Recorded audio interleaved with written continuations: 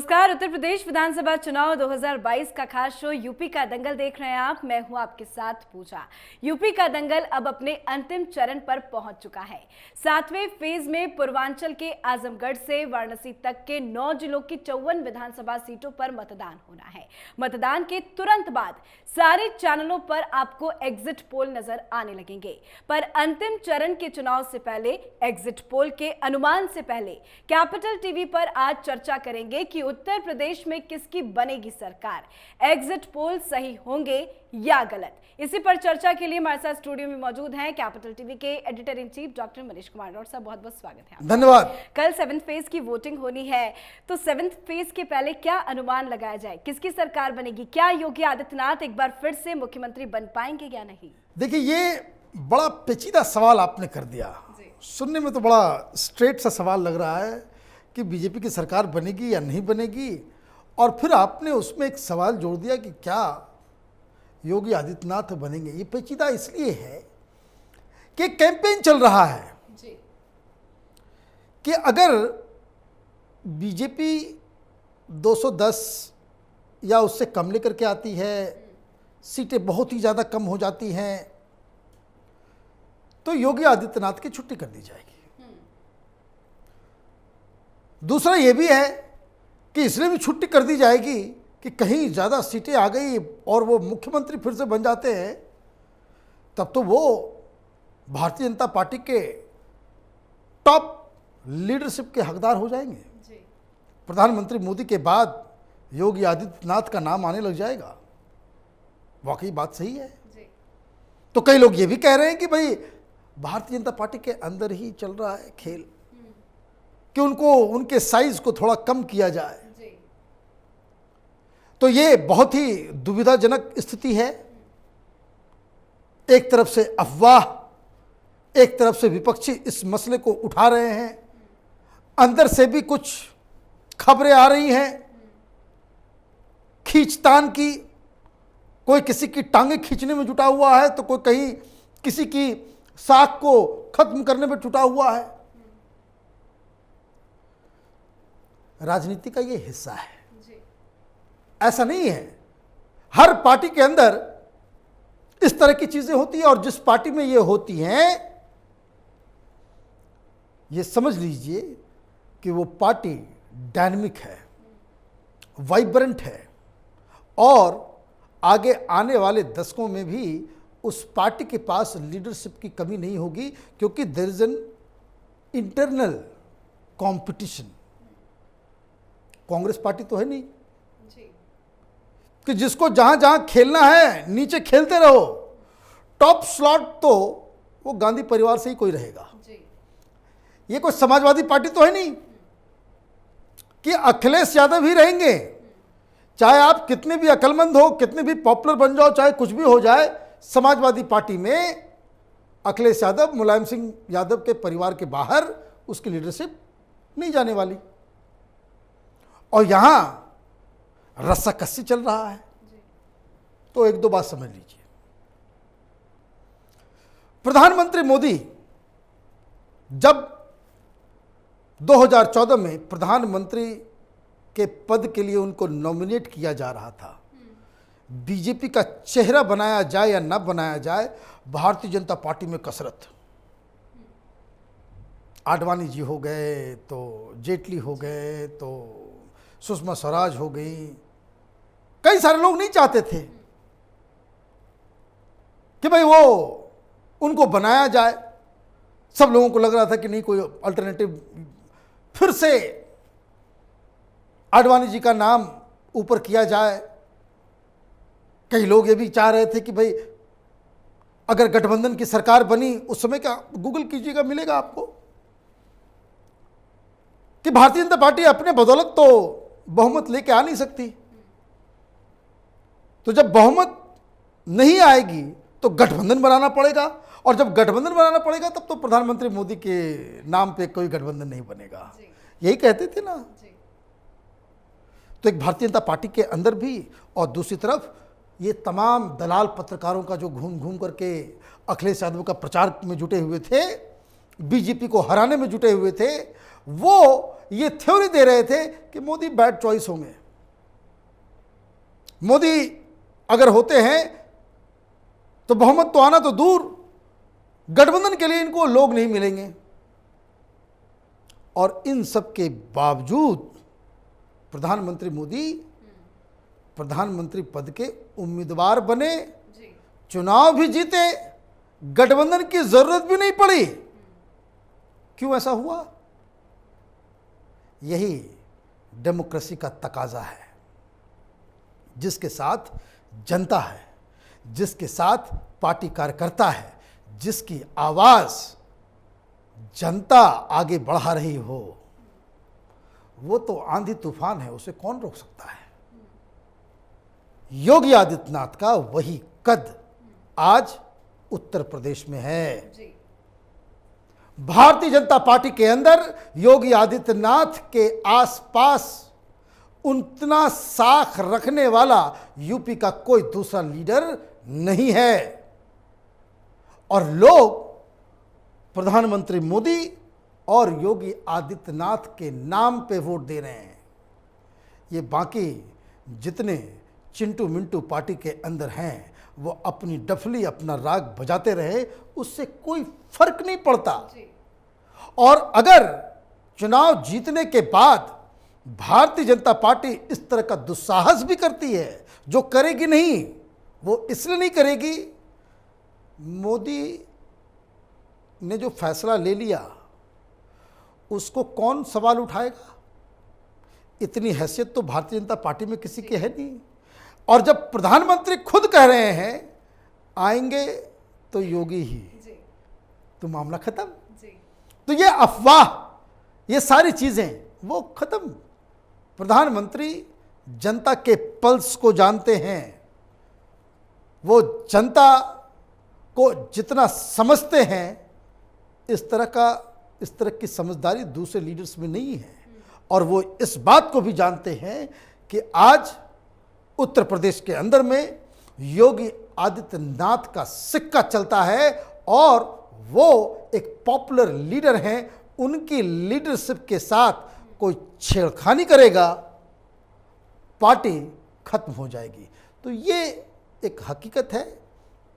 और जो कुछ भी अफवाह के रूप में थ्योरी, आप देखिए, मैं तो देख के दंग रह जाता हूँ। ये पुराने बेरोजगार हुए पत्रकार बिल्कुल गहन चिंतन मुद्रा में टेलीविजन चैनल के ऊपर ये तो ऐसा हो जाएगा, वैसा हो जाएगा, और यही लोग, मैं आपको बता दूं, ये इतने बड़े बड़े फ्रॉड हैं, ये पत्रकार नहीं, दलालों का पूरा कुनबा है। जो पिछली बार 2017 में जब चुनाव हुए थे, तो बीजेपी कहां से आएगी? ये अखिलेश यादव और राहुल गांधी के लिए बैटिंग कर रहे थे।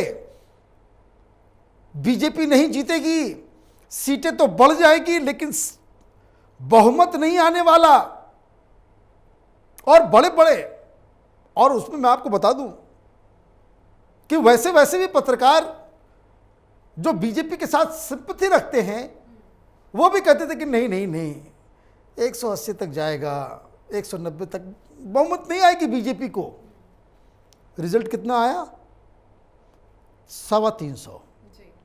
और जिसको ये लोग जिता रहे थे, एकदम गहन चिंतन, अब देखिए उनकी बॉडी लैंग्वेज देखिए, इस तरह से बातें करेंगे जैसे लग रहा है कि पूरे ब्रह्मांड का ज्ञान इनकी खोपड़ी के अंदर घुसा हुआ है। आंख चमका करके इस तरीके से बात करते कि जैसे सर्वगुण संपन्न राजनीति की हर चीज को जानते हैं। यही वो लोग हैं केजरीवाल को जितवा रहे थे बनारस में। आप ये समझिए ना कितने बड़े फ्रॉड्स हैं ये लोग। और आज यही फिर उस तरह का अफवाह। अब होता क्या है कि लोग इनकी चिकनी चुपड़ी बातों में फंस जाते हैं। उनको लगता है कि नहीं, सीनियर आदमी है, ठीक ही बोल रहा होगा, कुछ ऐसा ही कर रहा होगा। तो आपने जो पहला सवाल किया कि भाई क्या होगा, तो अभी तो एग्जिट पोल भी नहीं आया है, तो I am putting my neck out 300 plus.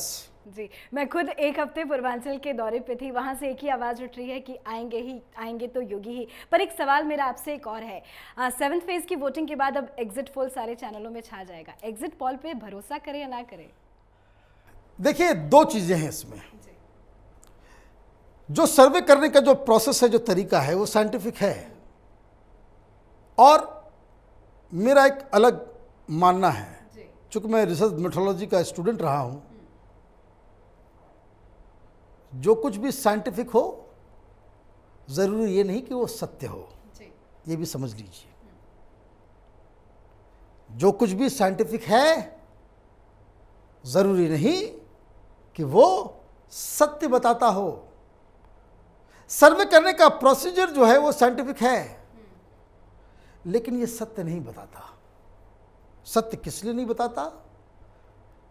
क्योंकि जो समाज शास्त्र है वो कोई मैथमेटिक्स नहीं है, कोई साइंस नहीं है। चुनाव का कोई अर्थमेटिक नहीं होता, इसकी केमिस्ट्री होती है।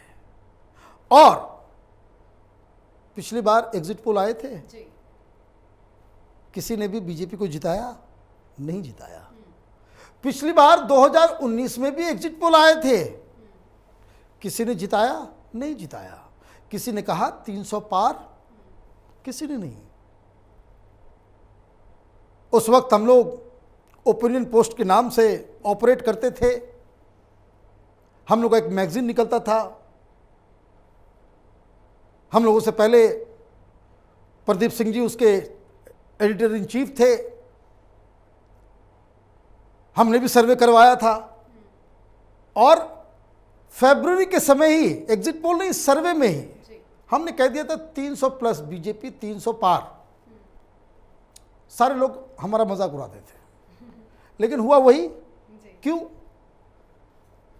पब्लिक का पल्स ये अर्थमेटिक से नहीं, आपको जनता की केमिस्ट्री, लीडर जो होता है उसके प्रति लोगों का प्यार, उनकी आंखों में उसको समझना पड़ेगा।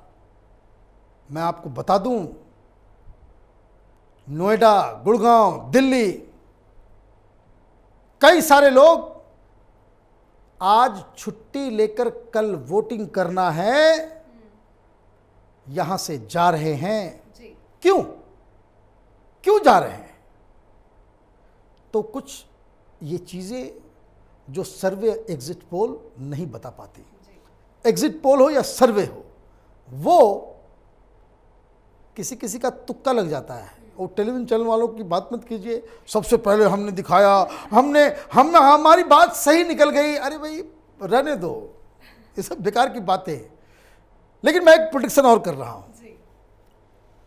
कल जब सर्वे आएगा तो कुछ 210 से 230 देंगे और कुछ 230 से 250, 55, 60 तक देंगे। उसके आगे एग्जिट पोल की गाड़ी आगे नहीं बढ़ेगी, या आप देखिएगा।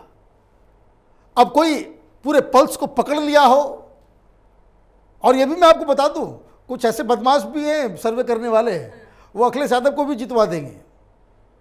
लेकिन हम लोग ग्राउंड में गए, जो हम लोगों को नजर आया वो उसके आधार पे हम कह रहे हैं। आप अगर हमारे वीडियोस के आर्काइव में जाएंगे तो आप देखेंगे, कल ही आप लौटी हैं 6th और 7th फेज को करके। पहला फेज हो, दूसरा फेज हो, तीसरा हो, हर फेजेस में पब्लिक ओपिनियंस और हमारे रिपोर्टर्स ग्राउंड में गए, सारा वीडियोस पड़ा हुआ है। अगर आपको, तो वहाँ से जो हमें फीडबैक मिला है, हमसे भी गलती हो सकती है, हमसे भी मिस्टेक हो सकता है। कोई ऐसा नहीं कि कोई ये लिखा के लाया हो ऊपर से कि जो ये कहेगा वही सत्य हो जाएगा, लेकिन ये अनुमान की बात है। हमें जो लग रहा है, हमें ये लग रहा है कि आएंगे तो योगी ही, और बैंड बाजा के साथ आएंगे, और इतना धमाके के साथ आएंगे कि कई सारे लोग वो अपना चेहरा भी नहीं दिखा पाए। और अखिलेश यादव ईवीएम की गलती का डंका बजाएंगे। अखिलेश यादव अकेले पड़ गए। मेहनत तो काफी की, मेहनत उन्होंने की, और ये कहना पड़ेगा, जब वो मुख्यमंत्री भी थे तो ऐसा नहीं कि उन्होंने खराब सरकार चलाई, और वो अकेले पड़ गए। ये पारिवारिक पार्टियों के साथ ये दिक्कत है। आपके पास बैटरीज ऑफ लीडर्स होने चाहिए जो प्रचार प्रसार इंडिपेंडेंटली कर सके। और दूसरा एक और दिक्कत हो गया ये कि एक तो कोरोना की वजह से रिस्ट्रिक्शंस हो गए, अकेला कहाँ किस तरह से जाए, और ये उस तरह की पार्टी नहीं है कि जिसका सोशल मीडिया और इंटरनेट में उतना ज़्यादा पकड़ हो। और बाकी का जो 3 लास्ट फेजेस रहे, अब कोई कह देगा भाई कॉन्स्पिरेसी थ्योरी कि मोदी ने जो है रूस से कहा कि भाई यूक्रेन पे हमला कर दो, और उस वजह से टेलीविज़न से यूपी का चुनाव गायब हो गया। इसका डिसएडवांटेज अगर किसी को हुआ है वो समाजवादी पार्टी, कांग्रेस पार्टी को हुआ है कि वो बिल्कुल ही प्रचार तंत्र ही बिल्कुल बैठ गया। उनकी पूरी की पूरी प्लानिंग वो खत्म हो गई, क्योंकि सब यहाँ बम विस्फोट करवा रहे हैं, सब यूक्रेन चले गए और यूक्रेन चल रहा है।